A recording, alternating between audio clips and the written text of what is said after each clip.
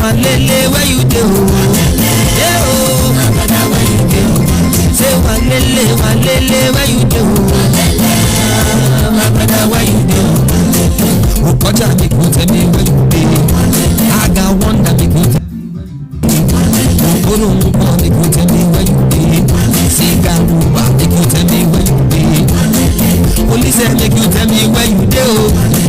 Udese make you tell me where you be. Ike Shoruru make you tell me where you be. Akubu make you tell me where you be. Ayosi Kenya say where you do. Ababa Yadu make you tell me. Super Eagles are saying where una do. Walele, where you do? Brother, where you do? I say walele, where you do? Of course, we start from the Super Eagles camp. If you follow them, you know already. We know where they're right now. So welcome, it's about time we go cruise. Don't worry, don't let us say waiting yet. Don't let us say waiting yet. We know what's up. Let's go straight right into it. The Super Eagles of Nigeria is coming into action. Yes, of course, he's saying you have not mentioned our name. And of course, I know your name comes first. Intro. Who doesn't know you? Who doesn't know it's Bam Bam? Or who doesn't know it's Jollof? Finest. Guys, you're in the house. Let them know you're here. Yeah, good evening, Daniel. Good evening to Fortune Ogba, the Sport Jollof. Good evening to all our listeners out there. It's nice to be on the program today. It's a lot to talk about. The Super Eagles, some of the players are getting into camp. Right there, they're set for the game against Rwanda and South Africa. And we know how key this match is for the Super Eagles of Nigeria for the qualification of the World Cup. We'll talk about that today on the program. There's a lot to talk about. We'll talk about the transfer deadline, the whole deadline, the transfer deadline, and so many Nigerian players moving to all the clubs right there. We'll talk about that today on the program. It's nice to be on the program today, Daniel. Of course, not just Bam Bam. The other man is here.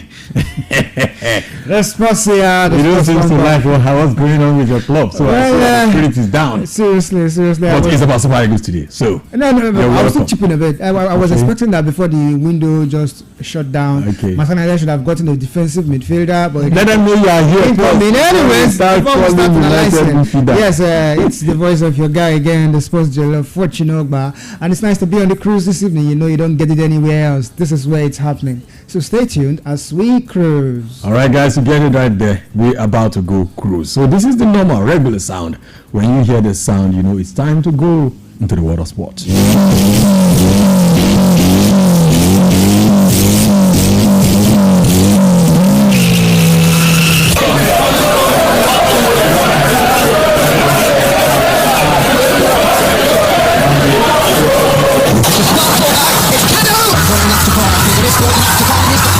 From deep and out. That's a flashing ball. It's Martins. It's just out to the phone. What a wonderful finish. That is the most embarrassing goal. Oh, what a goal. Went something out of nothing. He struck it sweetly. And does he ever score ordinary goals? They're all copybooks off.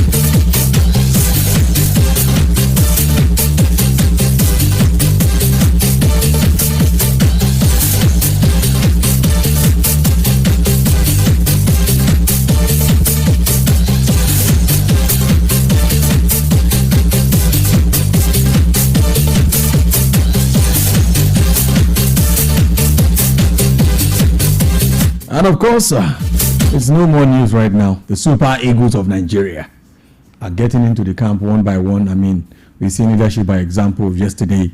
I mean, Charles Ekong has been in the camp since yesterday. The camp opened yesterday, and just this afternoon we see 7 more arriving in camp, and we have Iwobi, Basi, and 7 others arrive Uyo ahead of the qualifiers. Super Eagles camp updates, and that's what we are having. That 9 more Super Eagles players have arrived Uyo, Akwa Ibom State for this month 2026 FIFA World Cup qualifying matches against Rwanda and South Africa. Yes, Fuando, Alex Iwobi, and Calvin Basi, they arrived without their brother, the new teammate in Fulham. Let's talk about Samuel Chukwueze there. We know he will still be busy with all the medicals and all the media duties. I think he's in the camp now. Yeah. Samuel Chukwueze, I'm not sure he's in the camp yet. So what we have in the camp, should be joining them very soon. Should be joining them very soon. Yeah. What we have in the camp so far is we have Calvin Basi, we have Alex Iwobi, Dele Bashiru, Olaino, Bride Oshai, Samuel. We have Moses Simon, Chidozie Wazim. We have Adebayo Adeleye, Benjamin Fredericks, and of course Tros Ekong and Amas or Felix Ogu, Amas Obas Sogie. We have Raphael Onyedika, who landed also yesterday at the Goswill Akpabio Stadium in Uyo. So the first game is taken on Saturday, the 6th of September. The sports here, those names you just read now, I'm having a bit of challenge there. Why are we not? Why is senior man? We're talking about Victor Osimhen. Why is he not present at the camp already by this time? Is senior man? No? I don't understand. We are playing on Saturday. Today is Tuesday. We have just cut the man some slacks now. People are just. I'm this person. I like to talk about bonding. Yes. Getting 2-3 days before the time you enjoy something together. I don't actually know. I don't know if Bambam knows. I don't know the leadership ranking in the Super Eagles. If we don't have Tros Ekong, who is the next captain? I think it's Ndidi. Yeah, Ndidi. Yeah. So Ndidi is not in the camp yet. Ndidi is not. I mean, that's these are Turkey gang. These are some of the things we should look at when it comes to. I mean, because it's not just what happens on the pitch; it's what happens outside. But we don't know what's happening right now. Maybe they are arriving already. They should arrive at least 1 week. Everybody should be in camp. The federal government, let's bring the sports committee. If you are playing anything, at least 1 week, everyone is in camp. We are playing together. We are playing together. We are bonding. We are dancing. Ordinary. We don't just come 2 days. It's just ordinary, common, small, little. Just common. You know what you are saying? We have to win Rwanda, win South Africa, because we must play in the World Cup. No, the thing is, some of them had matches on Saturday, Sunday, and today is Tuesday. Yeah, so for Iwobi also played on Saturday. Okay. On Saturday. Iwobi played. No. The distance between England and Turkey and Nigeria it's quite different. You understand? Yeah. So if there was a player from Turkey that is not there in the camp, you understand? We can actually say that. Why is this other player not there? You understand? But on the flip side, both players are not there. So I still think we should still give them more time. The match is Saturday, It's Tuesday already. Tuesday. I mean, they should have.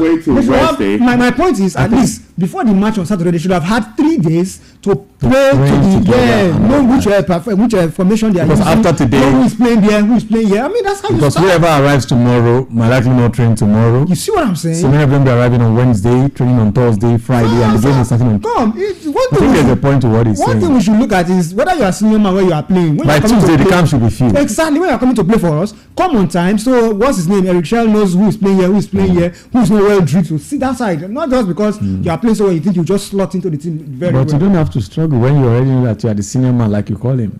Well, that's why we're having problems. He's not playing. That's why we're having. Because he's not only senior man, even the second senior man, Lukman Demola, also is not in camp yet. No, you know that one has transfers. It's the more reason why he can be excused. He's trying to get a club that he should get himself into. But I think the window is still open in Saudi, Abi, and for Turkey as well. 1 week. 1 week for Turkey and Saudi. Yeah. So that's the case right now for the Super Eagles of Nigeria. But I don't think until tomorrow there won't be any worry. If by this time tomorrow, Osimhen is not in camp, then there should be worries. Then we should be worried, Abi. Yeah. Tomorrow is Wednesday. Tomorrow is Wednesday. That's like because if by 6 p.m. close tomorrow, Osimhen is not in camp. That means Osimhen will only be training on Thursday and Friday. And then he will play his game on Saturday. And he's going to play on Saturday. Is that fair? Well, I think we've always had a track record of Nigeria players resuming late. Although some people would try to pick because the French guys have been in camp since Monday. Some people will try to pick players. Some would say Ian Acho is fond of doing that and all of it because I mean when it comes to this is not beautiful at all. When it comes to you know what we're seeing right now. For an all important game. Very important. Well, Well, I just think you just mentioned now that maybe Wednesday we should be anticipating, or most of them should be in camp by then.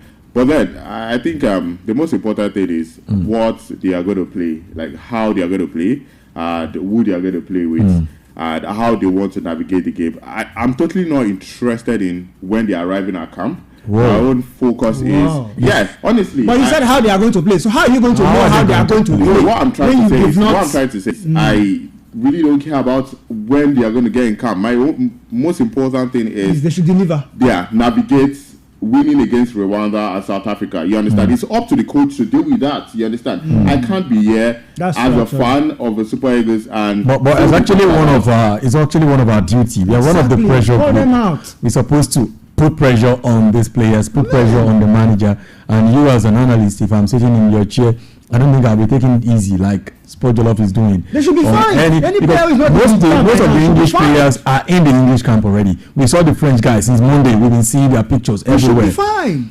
And this is Tuesday evening. If by now Victor Osimhen and the likes of others are not just 9 players in the camp of about how many? 24 players. Just 9.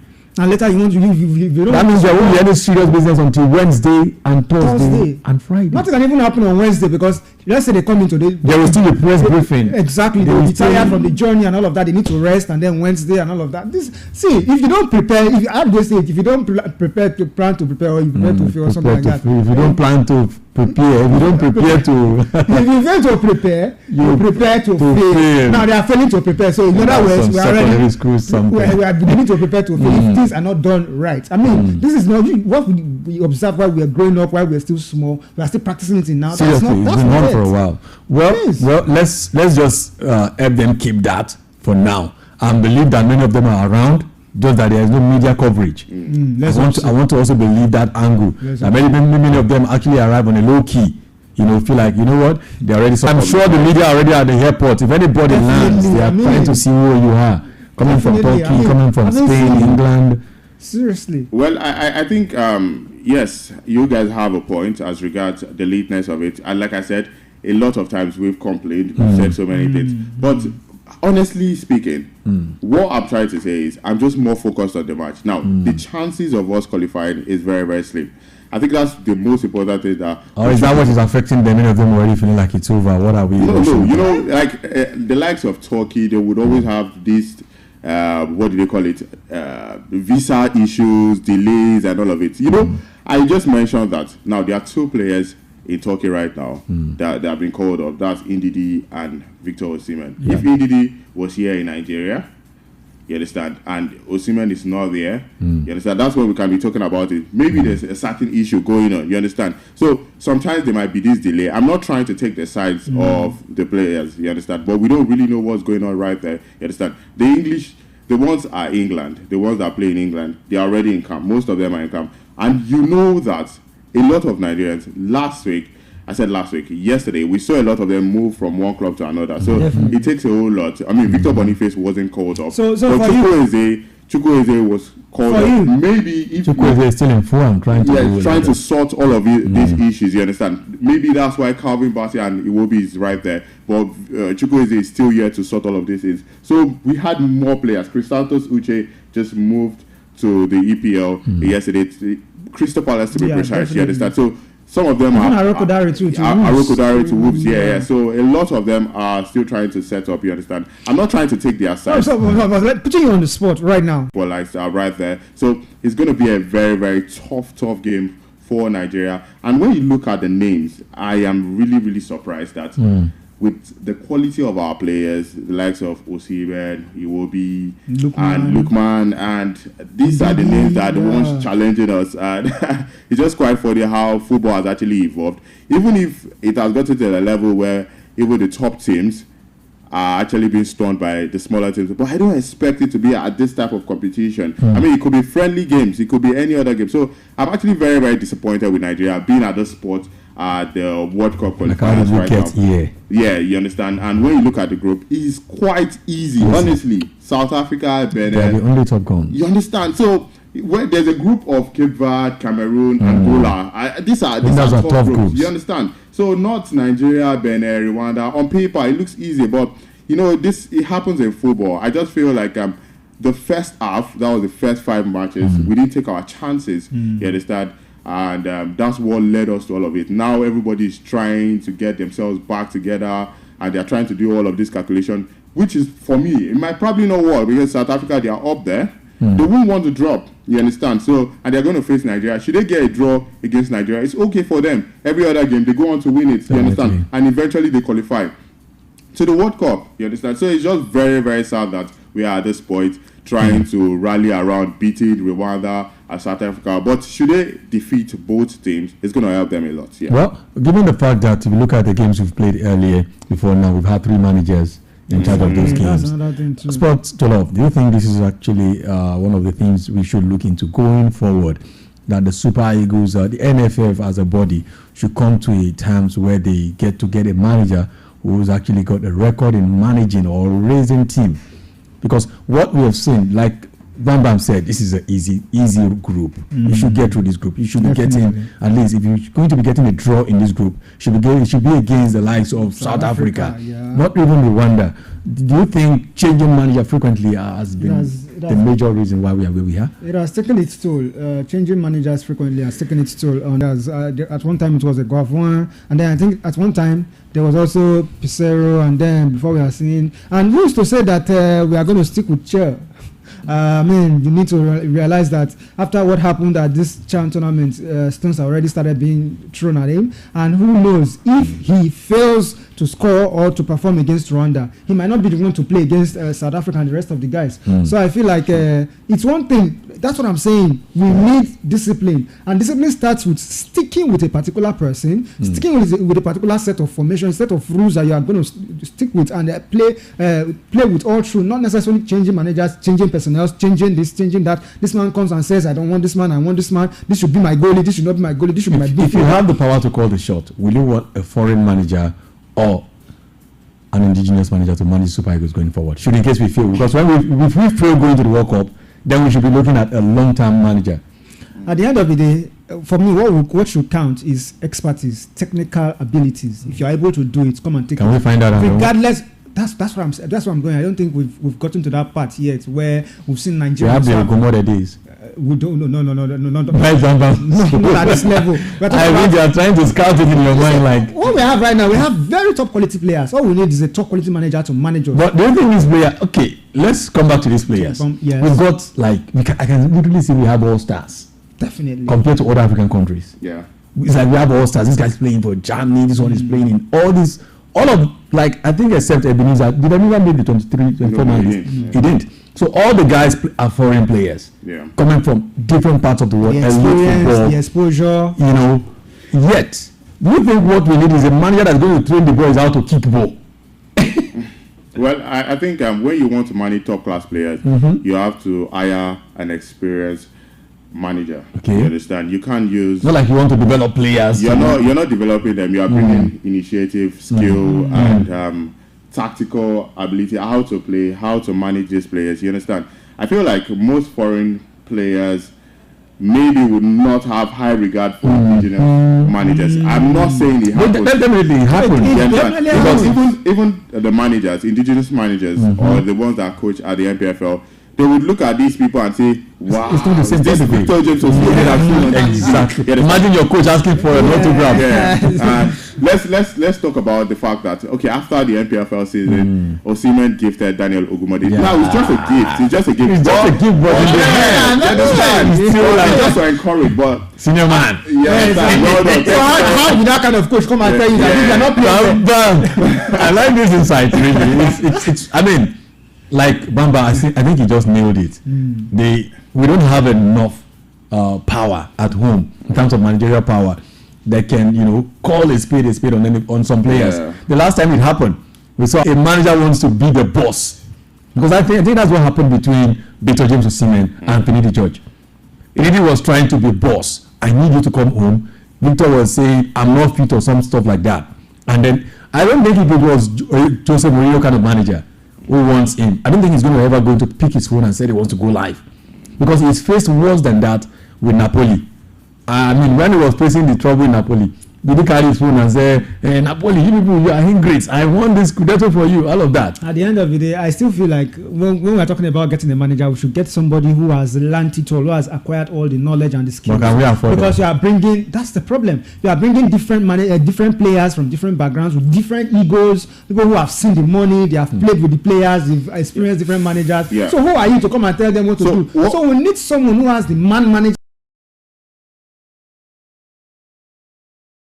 the technical skills, the tactical know-how to bring these boys together. Someone like Westerhoff. I mean, one of the things we enjoy with the days of Westerhoff is the fact that someone that actually has the spirit of even the team. Yeah, and that experience being in the national team. Maybe not just any coach from Nigeria. And I feel like maybe the ones that have held it all, the likes of 1994, definitely. And if you look at it, even in the elite football, club football, when a club is going through a tough time and they want to get through it, they just bring in a legend. Yeah. Man United did it, I think, with Ole Gunnar Solskjaer. Chelsea have done it with Frank Lampard, and Liverpool have done it with Kenny Dalglish. Yeah. So all of them have a way of bringing in legends. Because most of those just get us through the tough times. Exactly. Because most of those players have. They were probably very connected and rooted in the club. They were seeing all of those. Yes, like an idol. Yeah. Now, if the likes of Daniel Mokachi is speaking to Osimhen, he's going to say, "Come on, I've been there before." Yeah. I've done it all. Yeah, definitely. Even if you give him money, he say, But then the most important thing is the tactical knowledge. Do they have the tactical knowledge about the game? That's the most important thing. That's what we should be looking at after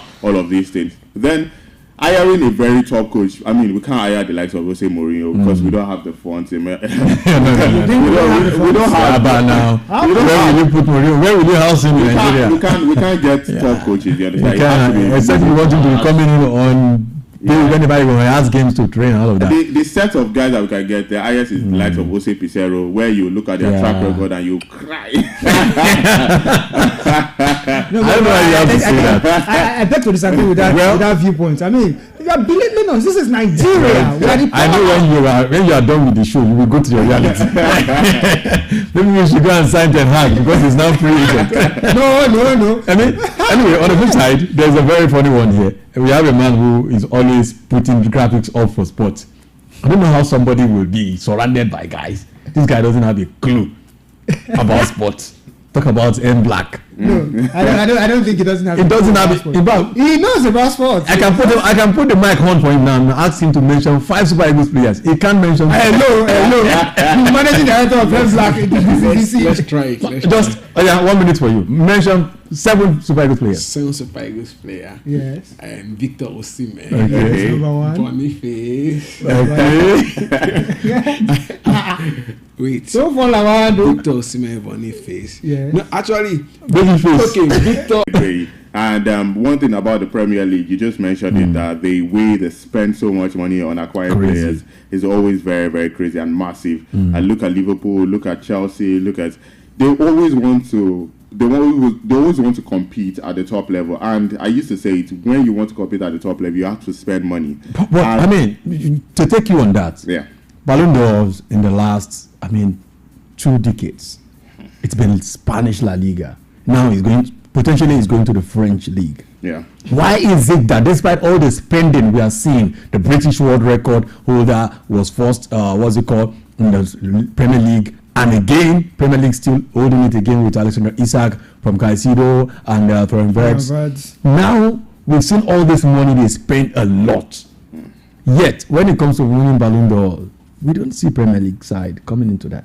Yeah, I think those are individual. I think because the game is too hard that you can't have a player shine for a year. Those are actually individual awards. At the same time, we have. But it counts a lot in winning the league. No, you have journalists that vote. You understand, and we have to put into perspective is certain competitions actually make these players get to that level of winning individual titles. Now, you just mentioned the Premier League, not with it, but we had Rodri. With the Ballon d'Or. You understand? I couldn't even remember. Yeah, Rodri won it. So if you win the Champions League, you win the league, or you do well in your league, you go on to win it. So there's like a criteria. No, they've done it over the years. Chelsea have won the Premier League. Won the Champions League. Manchester City have won the Premier League. Won the. It goes to show that the intensity of the league. You understand?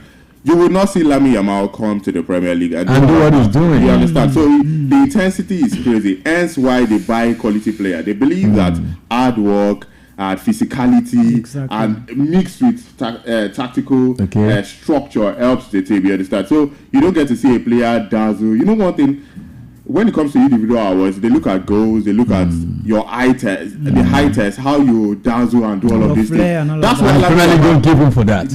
Premier League don't give him. Lamine Yamal was in the news for the Ballon d'Or. A lot of people tipped him, but look at his stats. It's not like he's up there. You understand? But because of the way he does all of these things, he's young. He's a young prospect. He knows how to. And the league is open, allows him to shine to do all of that. But the Premier League, when you see Caicedo mark the ball, you know that this guy is so serious. Every league game is like a final. It's a final for them. So hence why. And when you look at top competitions, they always go far, but at the end of the day, you don't always see a standout player, a player that will do all of those dribblings. It's more of a teamwork. That's one thing I like the Premier League for. And yes, you mentioned that they have huge transfer. The financial, the spending power. I mean, it has to do with massive broadcast too. The way people go on to see them. That's why I used to say that the Premier League is the biggest for me. You understand? Is it the biggest in terms of the show or in terms of the gameplay? Everything, honestly. Would you prefer a Liverpool, Manchester United, or a Real Madrid, Barcelona? Right now, I want a yes or no.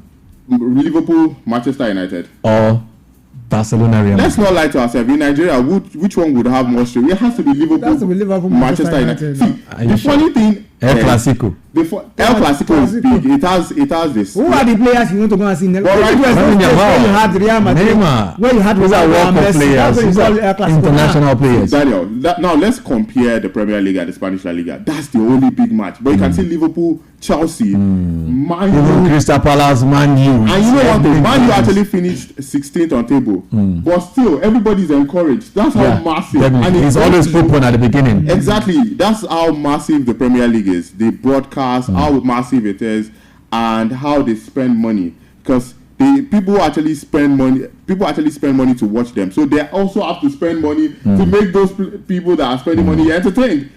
You understand? But and all this money, too. All this money, let me throw this to you, Jollof. All this money we see, 70 million for Nicholas Jackson, 120 million for what's his name again? 130 million for Alexander Isak, 120 million, 20-something million for foreign vets. Caicedo, 120 million. All this money we are seeing, is it about the players' what? Or just Premier League trying to make the news? Because when you look at some of this money, if most of the players that we get for this money in the Premier League, they get for this money, if these players are to go to the Spanish La Liga, the budget won't be this high. Do you think Premier League just like the news? Like they just want to be the spenders and use that to force every other league into hiding?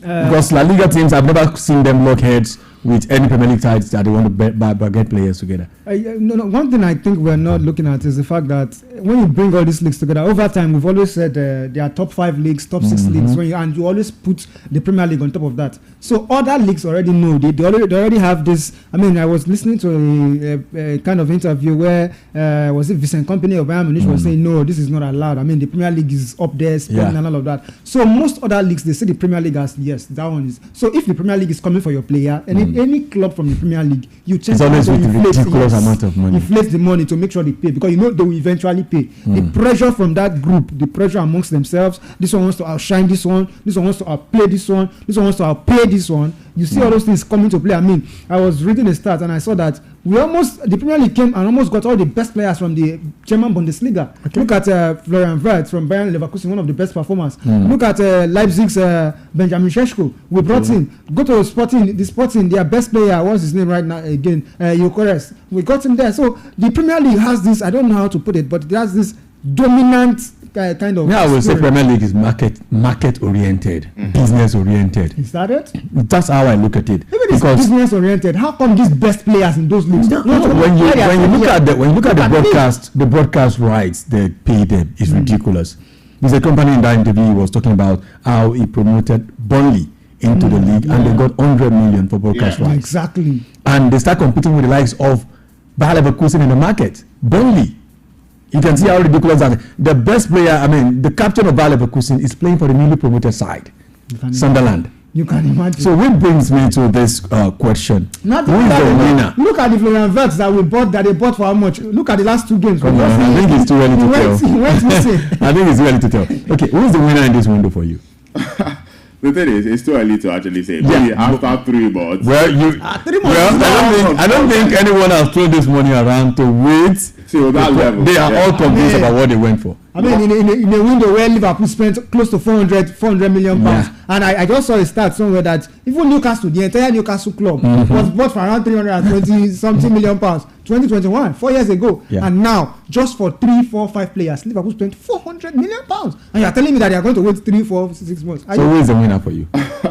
It's actually a very, very tough test. But right now, who is doing? Who do you think have made a very good deal for themselves? Yeah.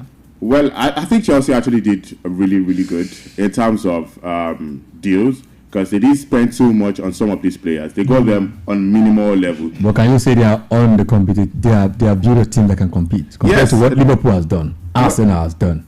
Well, I mean, the start of the Premier League, we've seen about 3 games already, and we've seen the way these guys. We'll talk about transfers now. Yeah, I know, but some of the players that they bought, they've started playing. You understand? We've seen Florian Wirtz play, we've seen Estavio play, we've seen some of these players, and Chelsea, they still look formidable. See, if maybe Man City want to get Estavio, they would probably get him for like. The Chelsea against Fulham was not formidable to me, but they eventually won. That's the most important thing. Liverpool are actually winning, but Chelsea Football Club for me is the way they did their deals. You understand? Let's look at how they bought in players and how they sold out players. You understand? It's not about look at on the business side now. Yes, on the business side, Manchester United, they did good deals in terms of buying players, but you understand? So you're asking me if who had a better deal in the transfer? So honestly, it has to be Chelsea, because getting Anacho for less than 50 million, Estavio. But good business actually for a football club. A good business in totality is that you made a very good transfer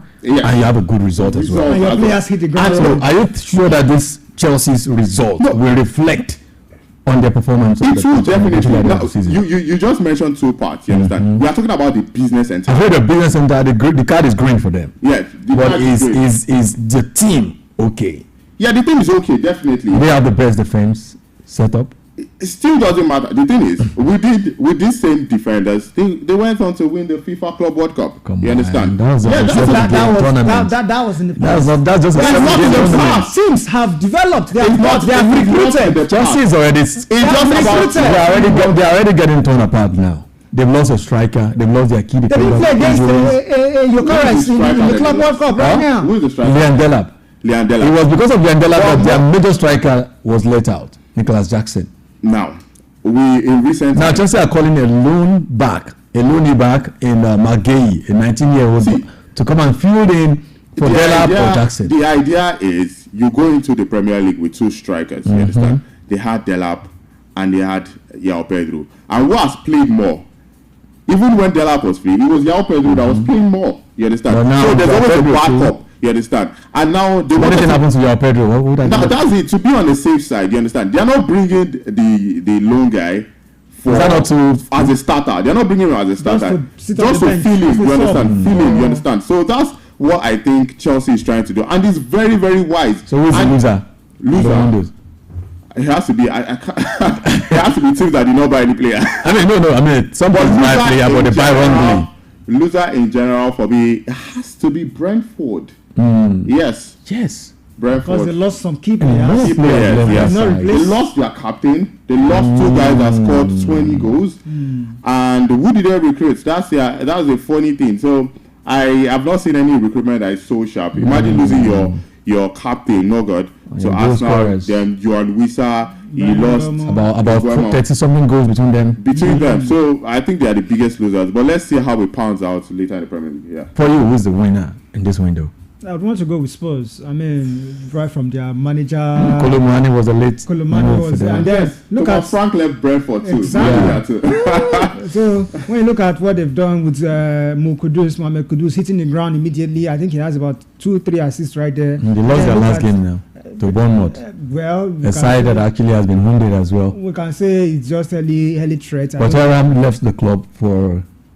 Ouattara left Ouattara Yeah. from Bournemouth. I think From he left Bournemouth. He left Bournemouth to Brentford, yeah. I think Brentford. Brentford, I think to Brentford. Well, so I'll pick Spurs because they've done well. Look, I mean, not everybody goes to the Etihad. You mean Spurs have done well than Liverpool in this window? Yes. Wow. Because looking at listen, we're talking about the Liverpool side that there will still always be that argument that they are building on what Jurgen Klopp left behind. But this is someone, a Thomas Frank, who just came in right now and is pushing his ideas across to this. And he's getting what he needs. Exactly, that's the point. Unlike Liverpool, who are just trying to spend money. Bayern, and then he has blended into that midfield very well. He has even scored. Look at Mokudus from West Ham. Everyone he gets hits the ground They're running. playing immediately. So that's for me. I think they are one of the biggest winners.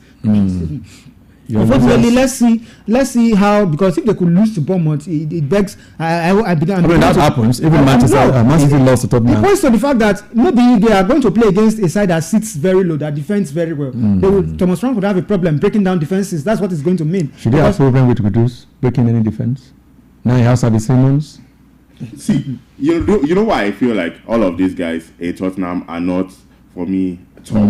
See, Kudus, Xavi Simons, all of these attackers. Kolomani. What is their stats? Come on. What is their stats? So is it stats that you If Mohamed Kudus, Yes. see, is a fine attacker. They are now being managed. They are now being I'm not managed. top class manager. But before getting to the club, now what's their start like? You don't want it. If you are buying your own Wisa, Newcastle, I would understand. You understand? But what is Xavi Simons' start? Even as a midfielder, as a number 10. How many goals? How many assists did he get? Xavi Simons has about, last so season he had 10 goals and 9 assists.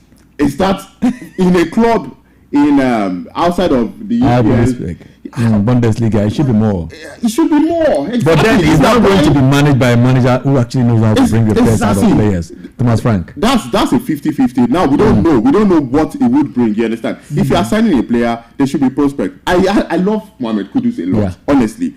But what's Mohamed Kudus' start? How many goals will he give you in a season? Will he give you 11 goals? Will he give you 15 goals? Definitely has hit the ground running. That is why Brentford were up there last season. You Because understand? of Jan Wisa and Buemo. You understand? That is why Newcastle, they were up there because of this man, Alexander Isak. What is going to be their start after all? You understand? Now we've seen Mohamed Kudus. He can dribble, he dazzles, he did all of those things. Assists as well. You're an attacker. So who is the loser for you?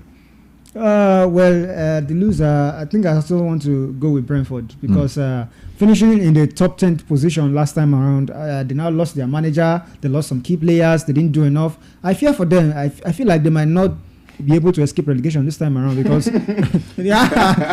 I really fear for them because it's just Ouattara and who's the other two guys I saw that they got in, which might not be enough considering the fact that as low as Sunderland, they don't need big names to survive in the Premier League. A team like Brentford just needed an underdog players who's going to come and make names for themselves. Yeah, just like Brighton. Brighton. Just get players from Brighton sell players. No one actually talks about Brighton. We don't hear any news about them through the transfer. They'll just go right They'll just go to one South Africa side and get a player. South American side and pick one player. And in 2 seasons, you see Chelsea coming with 300 million pounds. Those guys are really good business. Okay, now you look at the Liverpool side, which for me, I believe they are the winner of this window. Okay. They signed defense, attack, midfield. Okay. Fixed where they feel there will be need for them to replace a player that is missing out. They signed midfield. They signed a midfielder. Florian Wirtz. He signed Florian Wirtz. That's the midfielder you said. It's a top midfielder, whether you like it or not. Honestly. He was instrumental even to their victory against Arsenal. He might not be so. So for if you're a Liverpool fan, would you say your midfield is covered? Well, I would say it's too early to tell for a player that is just coming from another league. You have a problem with Florian Wirtz? No, not Florian Wirtz. The midfield of Liverpool, they need a destroyer. No, they have it already. They've got Gabriel, they've got Endo. I don't think the man wants to be sitting down. The same players won the Premier League. He wants to play his ball forward. The same players won the Premier League when we do not have very good strikers like we have right now. Benjamin Šeško. You call Šeško. I wasn't even going to talk about Man United, but since you bring it on, we have strikers, mad strikers right now. We have people who are going to score goals left, right, and center. The same guys that will play 3 games. Matis Kuna, we don't know what was the news about his injury, but he's been injured now.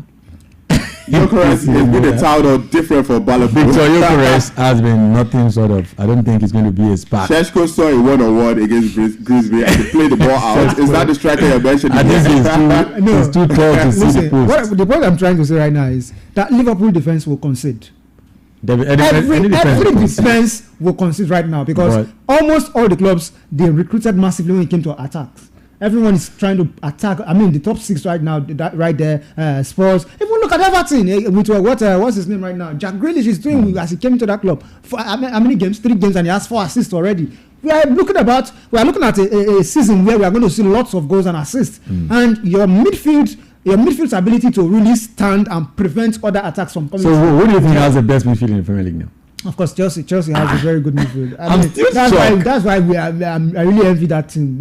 Okay, when you Chelsea have the best midfield right now, the only name that you will mention is Caicedo. Not just Caicedo. There's the other guy, Lavia. Lavia is there. Lavia is not fit. Has never been fit. When he's fit, he's not very well, I think Chelsea are just gambling on the fact that they feel like maybe Caicedo will be able to play again. Fernandes. That's another very good midfield. We all know that one cannot defend. He can't hold the midfield. Okay, let's talk about and Arsenal also. Where I want us to bring out in Liverpool.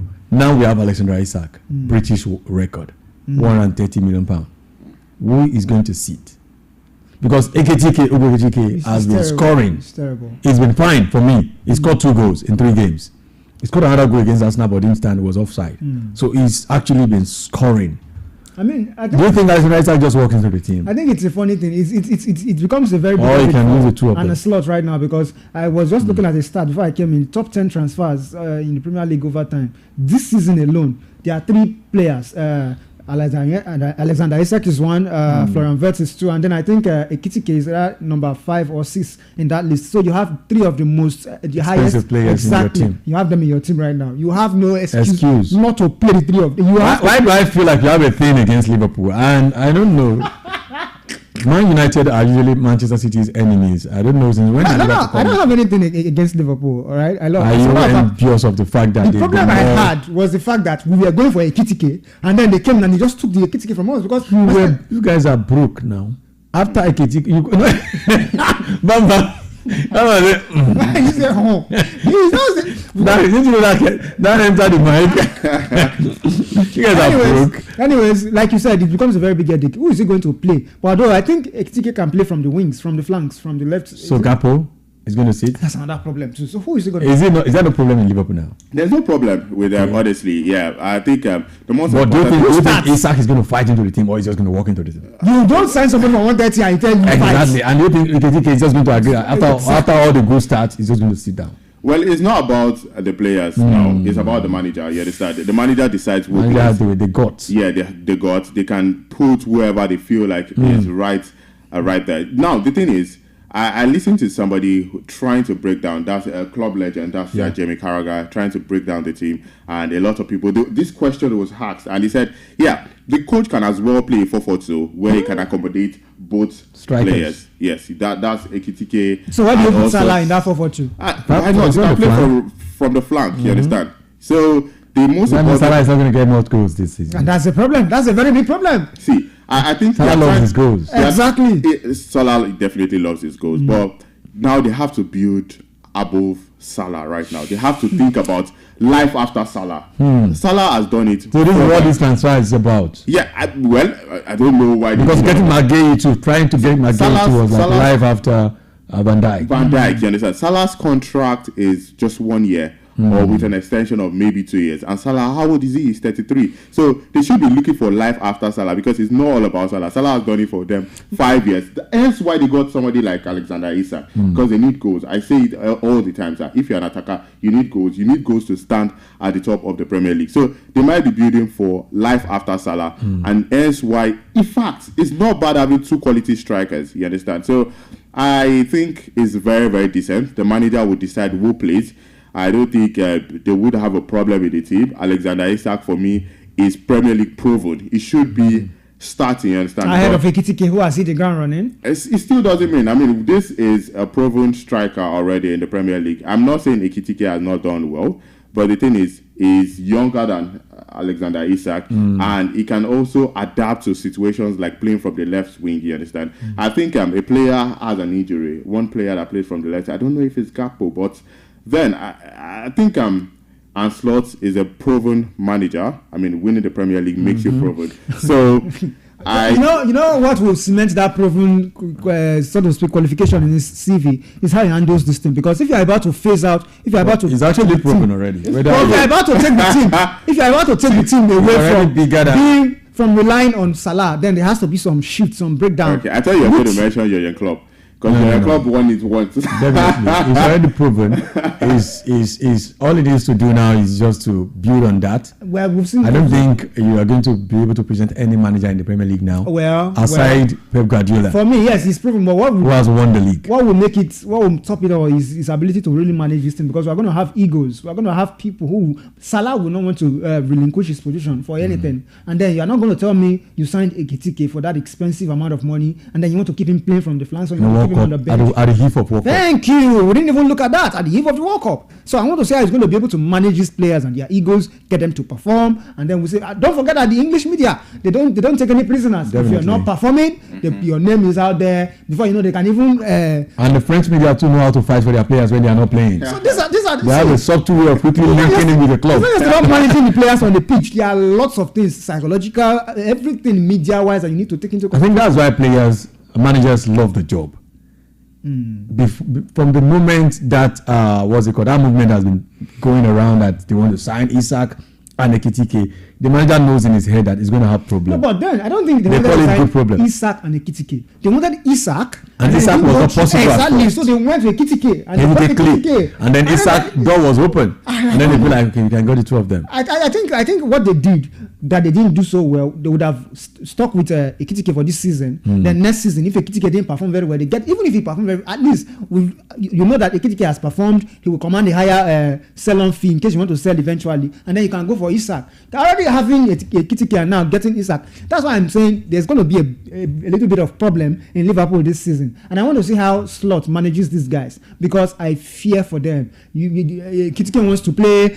What's his name right now? Isak wants to play, and we are talking about having a very good destroyer in midfield. Who are you going to sacrifice right now? Okay, seriously, I don't think they will be able to retain this. One of the disadvantages of the Premier League signing too many players or signing players in an exorbitant way is because of all of these things. Now, you guys make Ekitike look like a big player.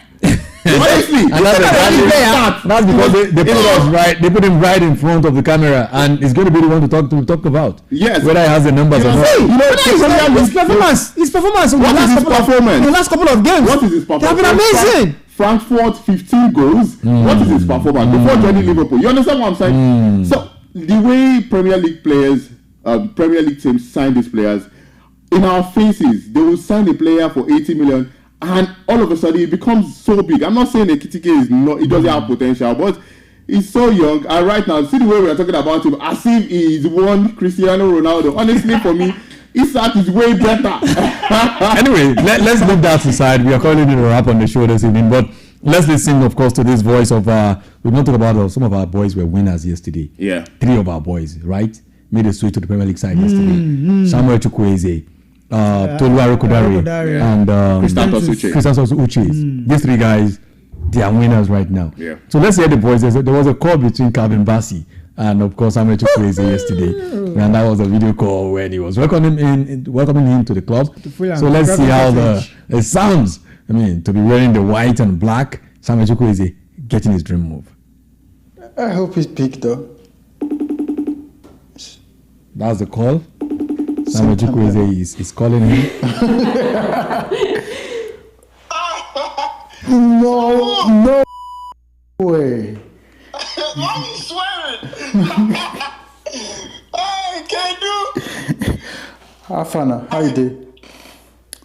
Damn, my guy. The kid looks nice on you, though. Welcome. Actually, it looks good. It looks good, though. It's actually nice. Welcome, my bro.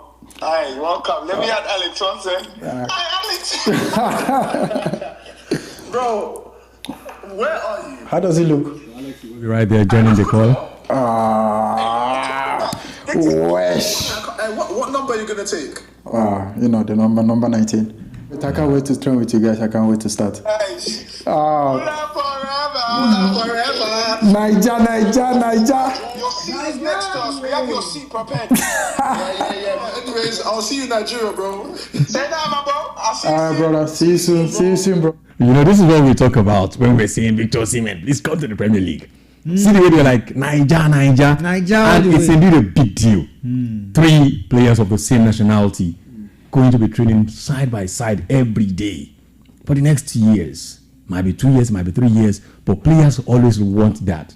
When you see what Calvin Bassey and Alex Iwobi have been doing this season, they've literally carried Fulham so far. Very well. You begin to think that yes, they've already set a path that if what's his name, Chukwueze comes in now, he will do very well. I mean, look at having a flank where you have what's his name, Chukwueze by this side, and then you have what's this very good runner that came from Wolves. What's his name? Adama Traore. The Hoyland. Exactly, and then you have Iwobi at the center of it all, and then you have a Calvin Bassey behind you who can drive. I mean, we're looking at a very good squad for Fulham, and I think our boy there, Chukwueze, is going to do so well. I mean, it's a very beautiful one for Nigeria. At a clap, this is beautiful. Yeah, big ups to all the Nigerians that made that move. Christantos Ucheje, particularly, I'm so happy for him. Looking at how he moved from Etafe, where he was bought, for Quetta, for about. It's not even 800. Yeah. It was just so little. Okay. But look at him now. It's big. It just shows 20 that million. It was sold for 20 million. million. So he has developed. All right. Now let's hear the voice of course, as Christian Souls Uche, who also made a move to Crystal Palace. Yes, let's go hear the voice of the man. These guys are winners. They are winners. You know, Premier League is a dream. It's a big dream for me. Like, since when I was a kid, I was watching Premier League all the time and praying one day that I will play in the Premier League. So today, I was surprised to be here. I will not lie to you. And I hope when I will get into the stadium or when I will have a chance to play in the stadium or in the Premier League, I will be excited. You can see the excitement in his voice. His voice is almost breaking there. Yeah. Dream come true. Because these guys actually, I know many of these guys will be paying 100 naira, 200 naira to go and work Premier League years back. Finally, they are going to be at the almighty Old Trafford, almighty Emirates Stadium, almighty Stamford Bridge, Etihad Stadium. Yeah. They are going to be going around Europe. This is why many of them wants to play this game more than money. I'm beginning to look at Victor James. Yeah, how will he be feeling right now? Looking how will he be feeling now? Seeing the gang now in England, we have about 7 of them in England now. And we're going to see if we can get to Tolu Arokodare also as voice, because these guys are winners. I'm sure by the time they will come to Super Eagles camp now, this will be the gist. Seriously. This is what they'll be gisting about. Oh my What's live at Farm? What's live at he's got brothers, of course, right there. Talk about what's his name again?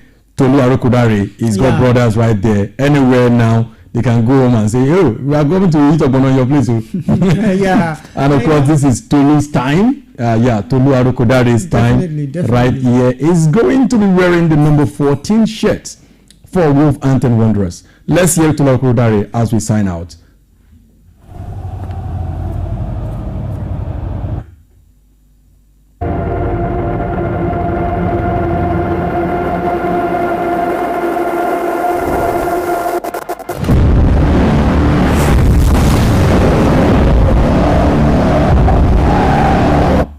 Well, there's no time again, but that's the unveiling of Tolu Arokodare right there.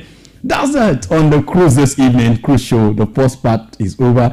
Me and Sport Jollof will be bowing out. And of course, on the second half of the show, entertainment segment, we will leave this man to do it all by himself. I think it's, what do you call them again? Sheilas. The Sheilas are in the house already. Sport Jollof, 5 seconds, I don't know you're leaving. Well, it has been another exciting one on the program this evening. The transfer window was just bomb. So now let's fold our arms and see how our football plays out. All right, I'm yours, nice and faithful Daniel Ali, and your sports here saying see you in the morning and bye for now.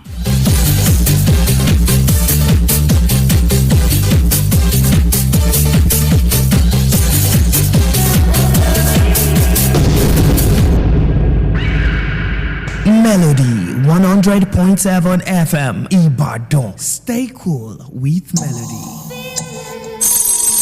From Melody 100.7 FM Ibadan, Oyo State, Nigeria. The time is 7 p.m. The newest radio station is 100.7. What's the big difference?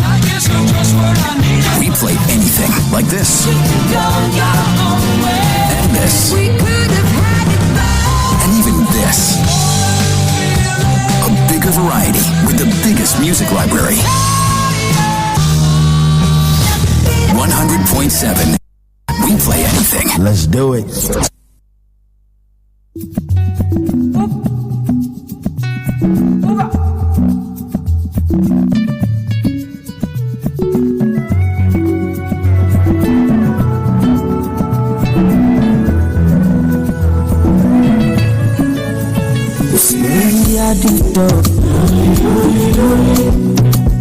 Money on my mind. Care what they yarning about me in particular. Come. I'm here on the road chasing my dream because I know I'm chasing for me. All the man Bobola. Everyone say let you come alone to find anybody no money I want. They hear what people they do. What you get I shall tell it to love. So love no one to get another one I go take and do waiting I love. Waiting you love. Look at waiting I love. Waiting I love. I can do what we love my heart. Mr. Money Ginger, born and on the western. Mr. Money Ginger, just carry on, baby, no time. Bad boy day, me I dey fine, and at the same time, me I dey. But look down, stand up, calm down, you dey fine like my wine, no decline. Sick about it, extraordinary things. Show me love, I go show you more. Bó ṣe ń ṣe ọmọ yìí ló ń déjà ṣe délé mo fọ́ fáyé yéèyé lọ́la bí máa ń gbọ́mọ lọ. Everyone sílẹ̀ jẹ́ kó máa lọ ní tó fa anybody na money I want. They hear wetin people dey do. Wọ́n ti gbé àṣà tẹ́lẹ̀ tí lọ. Sílẹ̀ fún àwọn no get another one I go take and do wetin I want. Wetin you love o, baby wetin I love o. Wetin I love I go do am with all my heart o. Mr. Money Ginger, born and one of the western. Mr. Money Ginger.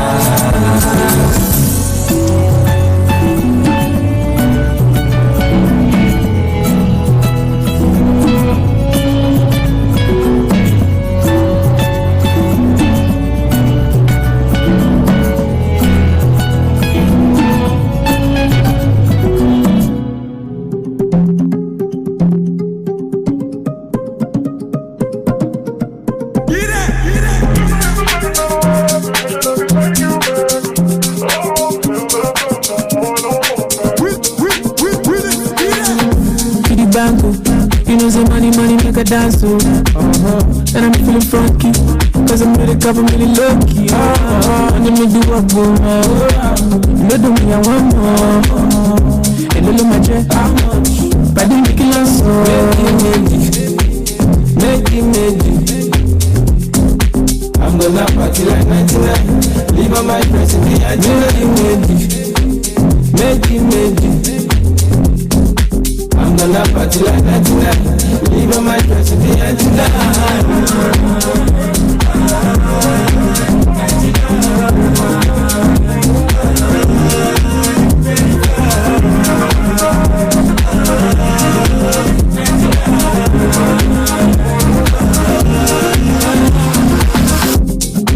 all I'm craving is more moolah. I look amazing, live my best life. Let's go to Paris, on Love Island. Baby, don't tell me, more life, more fun. Go. Nobody got me losing combo. Miami, go, make it. party like 99. Leave all my stress to me and tonight. I'm gonna party like 99. Leave all my stress to me and tonight.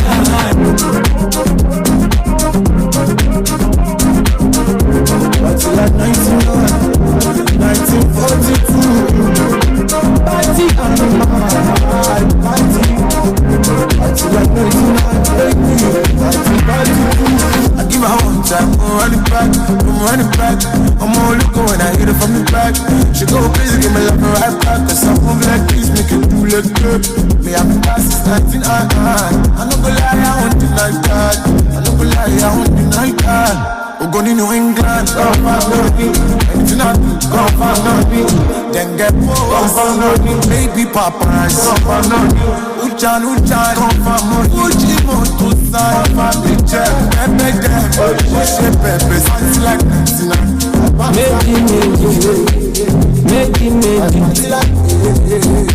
I'm gonna party like 99. Leave all my stress to me and make it. I'm gonna party like 99. Leave all my stress to me and tonight. Well up, baby, come on, need no offer. Need no answer. Body, only sing to me, Allah. Love my darling, nice to meet ya. Keep on coming, no don't stop. Follow me, baby.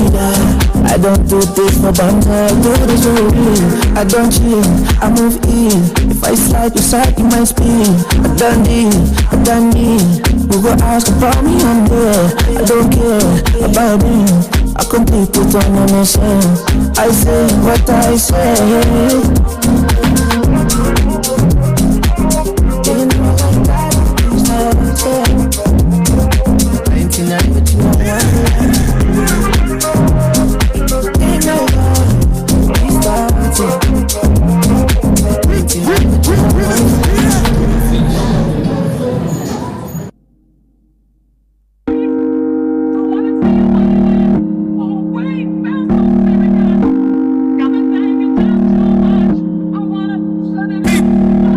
I'm a combo, this is my life, I ain't gon' lie, this is my shit. I say bad boy, get OT, stacking paper, play nicely, live messy. Thank God we did our life, no blessings, sing clearly, and daily. I no say anybody, person will see me, now I see. I be on and yo, living my life, no so. But if it about me, wow. Carry your wall, go far.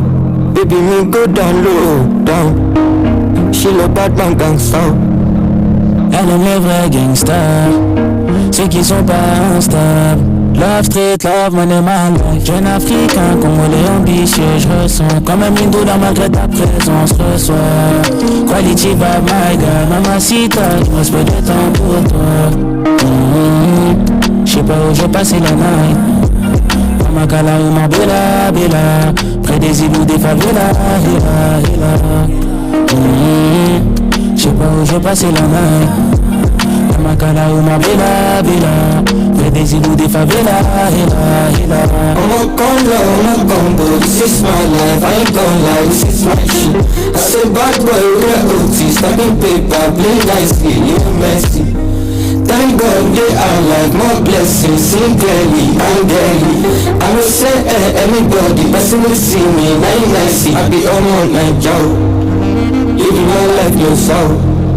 But give me that bamboo, wow. Carry your one like go far. Baby me go down low, now. She a bad man gangsta. Elle aime les vrais gangsters, ceux qui sont pas instables. Love street, love money, my life. J'sais pas où j'ai passé la night. Dans ma cala ou ma bella. Y'a des îles ou des favelas, hila. J'sais pas où j'ai passé la night. Dans ma cala ou ma bella. Y'a des îles ou des favelas, hila.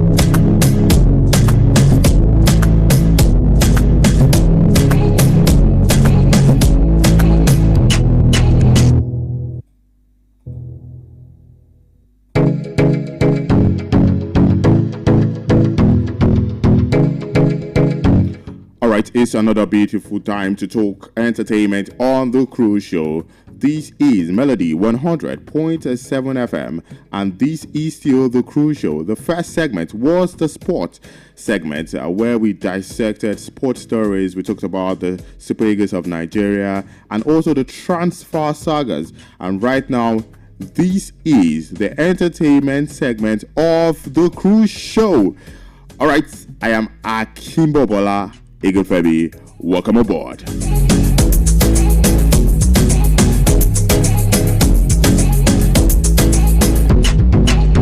All right, today we've got lots of stories to talk about. P-Square is in the news. Odumodu Black, I'm going to be talking about something as regards Odumodu Black, where he came out to say how he almost died of drug abuse. We'll talk about that today on the program. Yes, we give you updates as regards BB Nigeria, what's happening right now at the BB Nigeria house, the fight, the series of events happening right there. And yes, we'll talk about this one here as torture urges women to pursue financial independence. We'll talk about all of this today on the program. Just stay tuned and enjoy the program. Now, before I go into details as regards these stories, yes, I would still go back to the music and play good music for you on the show. All right, this one is, I'm going to play this song with Sheyi Vibe doing justice to that one. All right, let's go with this song. Young John featuring Wizkid. That would go straight to Sheyi Vibe, and I'll play music from Sheyi Vibe right there. All right, this is Young John featuring Wizkid, Cash Flow, right there.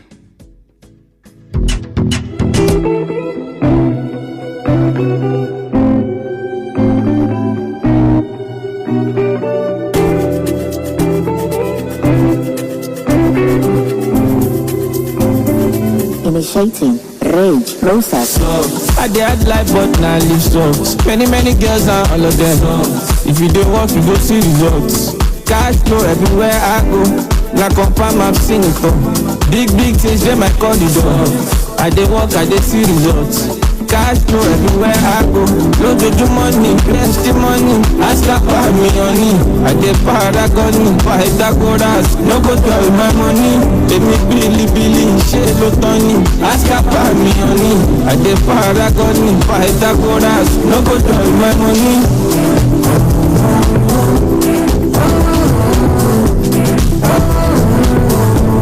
Cash flow everywhere I go.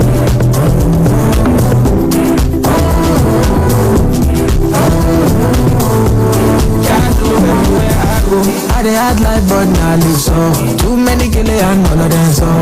Brand new, moja hear me say 100 billion down, let's say guessing. I'm on the lifestyle cost but now you don't know. Big daddy swag if you know you know. If I enter the place for my grandma, nobody bad I go someone know.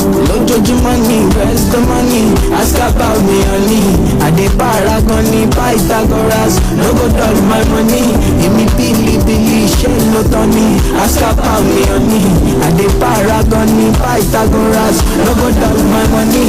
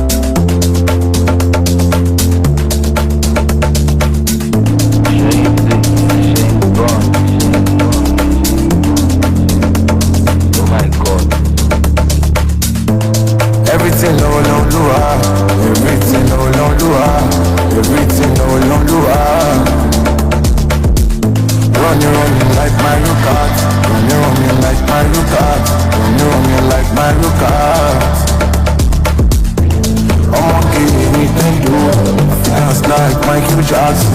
I'ma be anything cool. All other than 55 cars, 7 and 5 on the bar. You see balls, come on, they're dreadlocks, right the door. You are here, the fuck shit up. Shut down Lagos to London. I get dealer for America, Santa Monica, North Carolina. I'm a gay boy, they see her. I'm not be the filler. I know she ain't my partner. My music sweet past vanilla. Afrobeat to the Pampulu. And yeah, you give me shallow. I'm a choice, I'm lucky. Black boy team with a journey. My style like you, baby. I see the room, me and Travis Scott. I love my girl, she love me back. So, everything all on Lua. Everything all on Lua. Everything all on Lua. Running like my record. Running like my record. Running like my record. Like my record. I'm okay, anything do. I feel like Michael Jackson. I'm okay, anything do. That girl, Michael Jackson. All of the down 55 cars. 7 and 5 on the bar. You see girls on. Everything low, low, low. Everything low, low, low. Everything low, low, low. Everything, baby, everything. Running like my record. Running like my record. Running like my record. I'ma get anything do. I feel dance like Michael Jackson. I'ma get anything do. 7 and 5 on the bar. 50 years.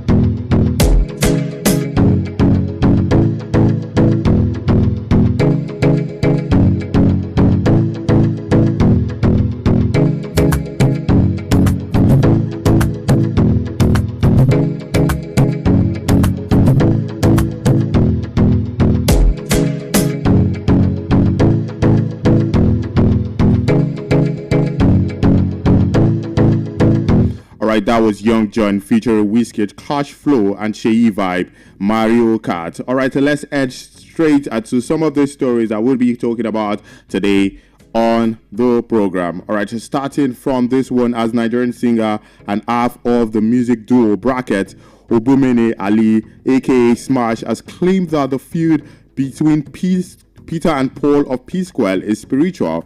Alright, he said this in a podcast where he said that Paul also agreed that the feud between him and Peter was spiritual. So this was what he said on the podcast. He said, I'm closer to Paul than Peter, but I always go to Peter's house and he listens to me whenever I speak to him. But unfortunately, if you ask me as an in-house, I would say the problem is spiritual. The last time I met Paul, I told him his problem with his brother, with Peter, wasn't normal, that it's a spiritual, and he agreed. If you know how close these guys were and how they worked, you will feel so bad looking at what is going on today. Jude was part of the P-Square. Peter and Paul, yeah, they loved their brand so much, and they took it with so much passion. That was what that man, yes, one of the duo of Bracket, yeah, came out to say as regards the recent feud between Peter and Paul P-Square. Well, when the news emerged, then it was all about, yeah, the elder brother. We're hearing that one of them sticked with the elder brother and the other one was not agreeing with it, and they were talking about money and all of it. But right now we're hearing that it's spiritual. I mean, how did we get here? From brother to contract issue and money issue, and also we heard that the wives of both of them also had the issues. So right now that we're hearing that it's spiritual, well, it's all the best to them right there. All right, so moving away from that story, let's talk about the fact that Queen Maddie, now she came out to talk about a situation happening in the music industry. Now she said Nigerian music industry is unconducive for women. All right, the song stress, Queen Maddie has claimed that Nigerian music industry isn't conducive for female artists. She claimed that the music industry doesn't protect women. that the reception of female artists is low. All right, the American Love Corona emphasized that female musicians are often criticized unjustly. She said this in a podcast, and this was what she said. I think the music industry is not the best for women in terms of protecting women, loving women in general. Women have to do twice as much work as their male counterparts. Women oftentimes criticize for nothing, but then don't they do that to men? The men have the right to do whatever they like, but for women, society just wants to box women so much. I go through that, which is crazy because I'm 19. So what do you want me to do? Women never get a break. So I'm proud of being a female artist in Nigeria and super proud of every female artist in Nigeria because it takes a lot to be one. It's not easy right there. That's Queen Maddie coming out to talk about the situation as regards the unconducive act of women in the music industry right there. Well, we are in the world where everyone is entitled to their opinions right there. So Queen Maddie has an opinion and she feels like we need to cut them some slack. That's women in the industry. Well, it's all the best to Queen Maddie, and hopefully she's so young in the industry. We're looking forward to more music from Queen Maddie. Hopefully she gets to the likes of Atiwa Savage, who is doing right there. She's doing so well right there. There's Yemi Alade, who is also top when it comes to women in the music industry. Big shout out to every woman doing justice to that right there. And not just music industry, in the Nollywood, everywhere that has to do with media, that has to do with entertainment. Big shout out to all the women out there. And yeah, feel free to always push your act. I mean, don't feel less because you're a woman, you understand? You stand strong. You can also be the likes of the Funke Akindele when it comes to the Nollywood. You can be the likes of Yemi Alade, Tiwa Savage, who are top. I mean, I consider them top because, I mean, they've done so well for their brand and they're still up there. I mean, there can be sagas going left, right, and center, but these ladies are still up there.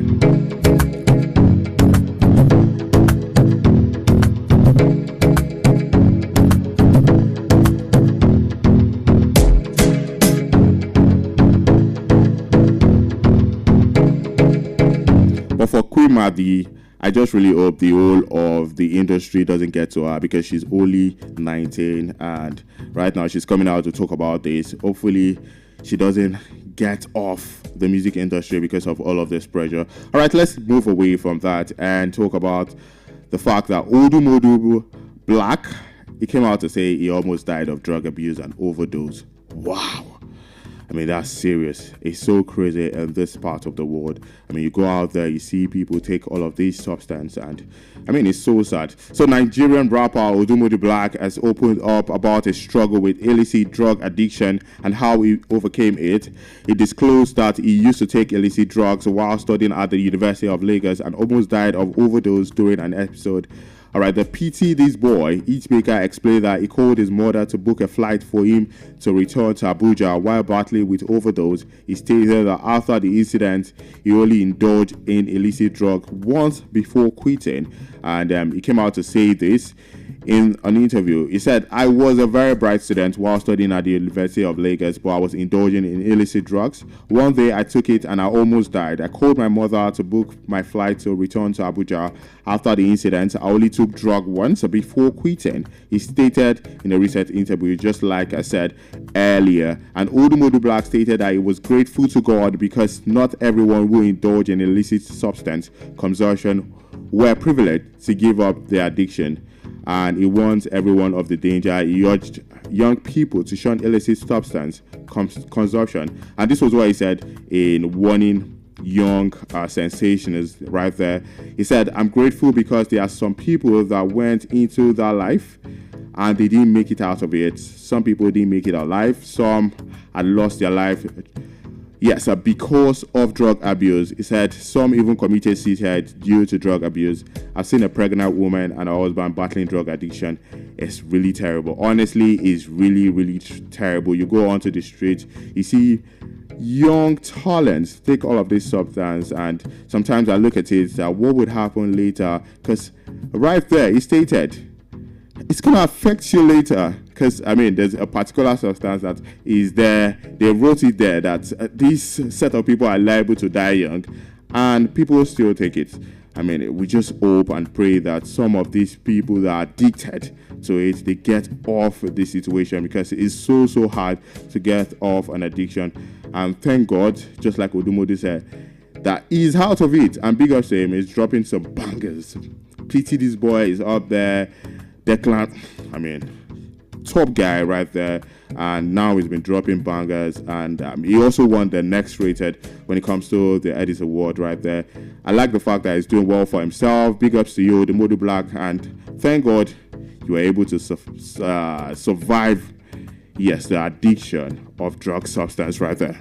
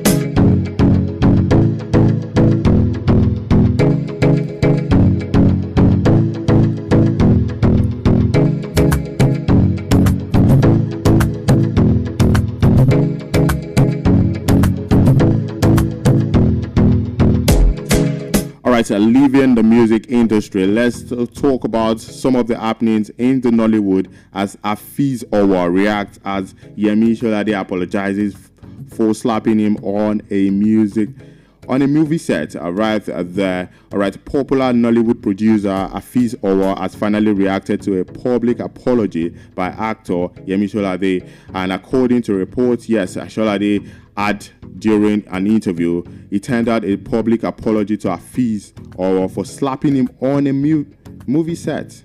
Expressing regrets, Sholade explained that he had also discussed the matter with some of their colleagues, and reacting during a recent appearance on the African A-List podcast, yes, Afiz accepted the apology, describing Sholade as a senior brother. And in the apology, this was what he said: after saying the apology, I let go of the event. And even if he did not apologize, it's not at fault, because it is like when an elder brother beats his younger brother.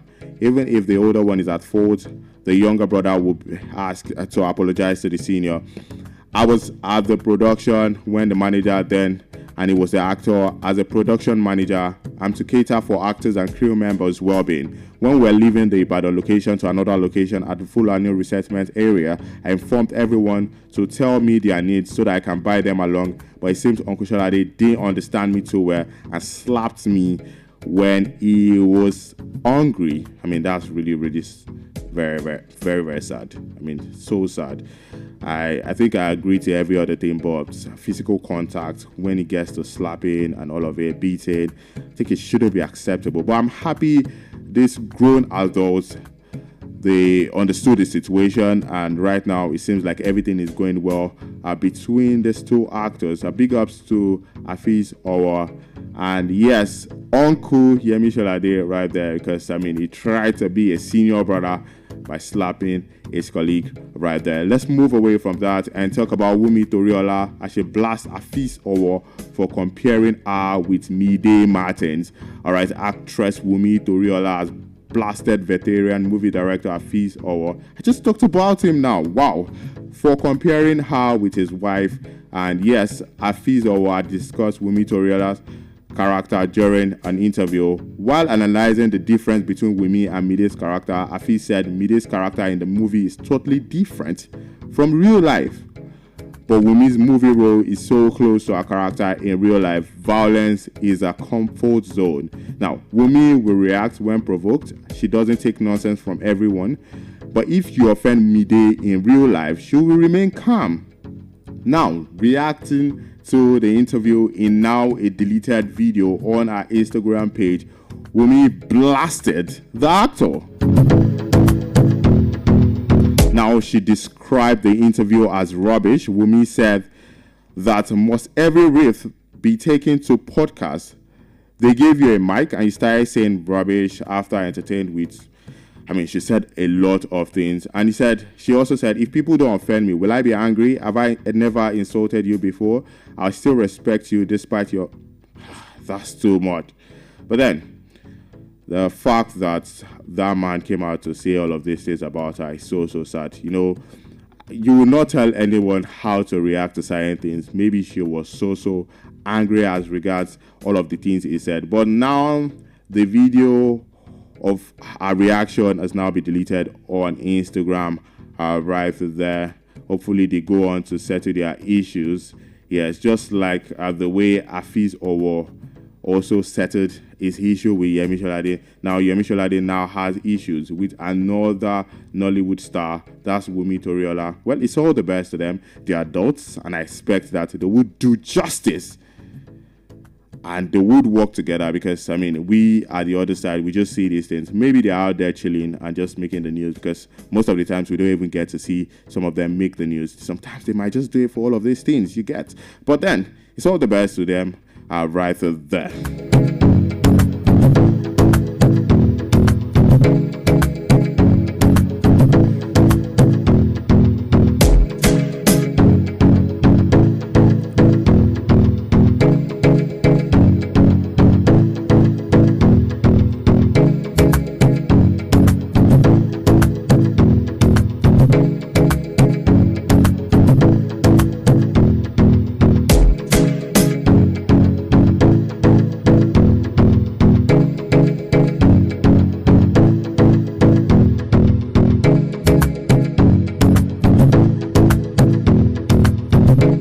One more story before we go on a musical break.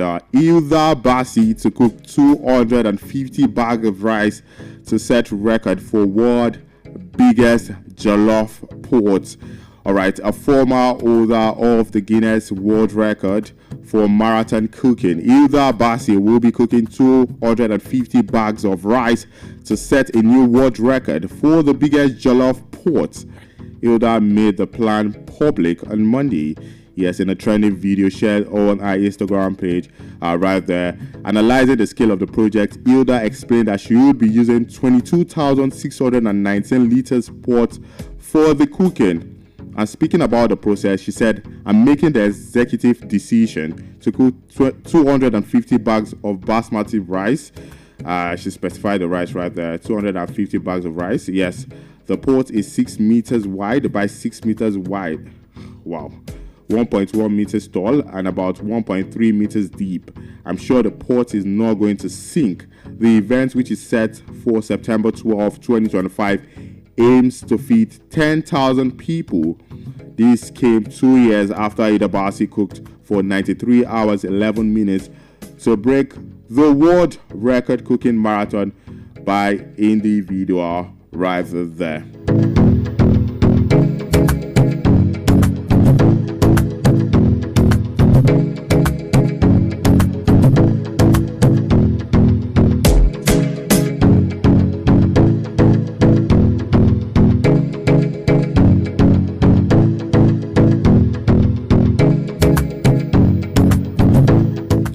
How much is a bag of rice?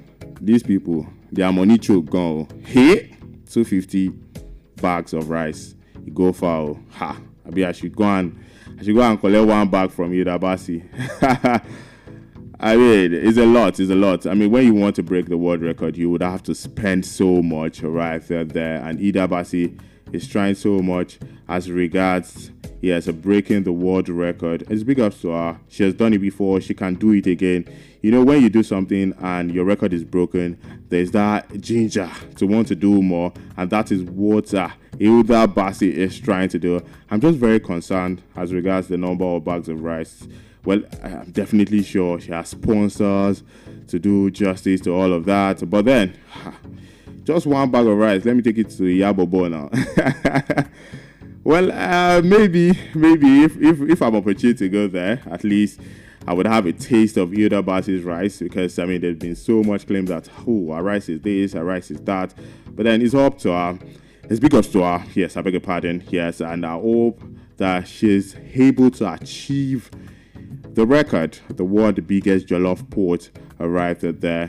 and hopefully, she gains a world record, because the last time she did it, it was broken, and now she's about to do it one more time right there. And yes, Nigerians will be supporting. I trust Nigerians; they would always support. It's big up to everyone that's trying to break the Guinness World Record, because at some point we're seeing so many Nigerians. This for singing, even for broadcasting. I saw someone doing that. So everyone wants to